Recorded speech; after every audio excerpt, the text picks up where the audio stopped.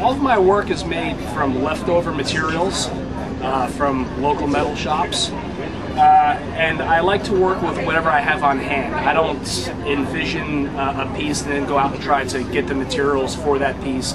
I kind of work the other way around, where I will acquire materials and say, what can I do with this? A good example of that would be right here. These are new pieces. This is stainless steel mesh for the most part, and a woven stainless steel piece next to it. And these pieces come in big sheets, and we're currently using these in our shop as infill panels in a handrail system. So if you've been to the mall and there's handrail, the part that keeps you from like falling down the stairs or whatnot is this mesh. So these pieces are just left over, and I got these copper strips that were left over from another job, and just kind of wove them into the stainless steel. All of these, this is the same way. This is a hammered steel piece.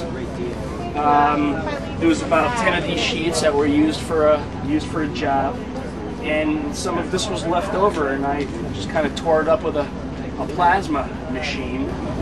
This is a bird bath. This is one of my favorite pieces. I've been making these for a few years, and I only do a couple of them a year. I have two on hand now, and I donate a lot of these to different causes, and people know that. These are more or less freestanding sculptures from another series that I do.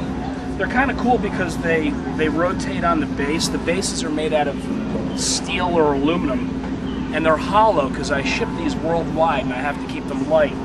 So what happens is we pop the sculpture off.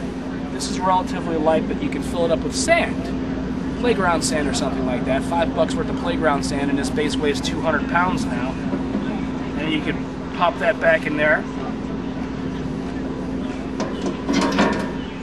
They're all like that. I like the fact that they rotate on the base also.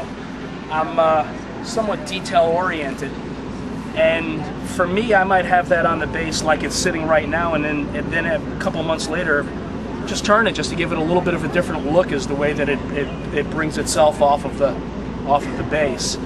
This is a steel piece, and again, it's made out of just a bunch of pieces of steel that I had left over, and I did cut them into this shape, and it was just made out of leftover stuff, as is all my work. Every square inch of what you see here is made out of material that otherwise would have ended up in a scrapyard someplace.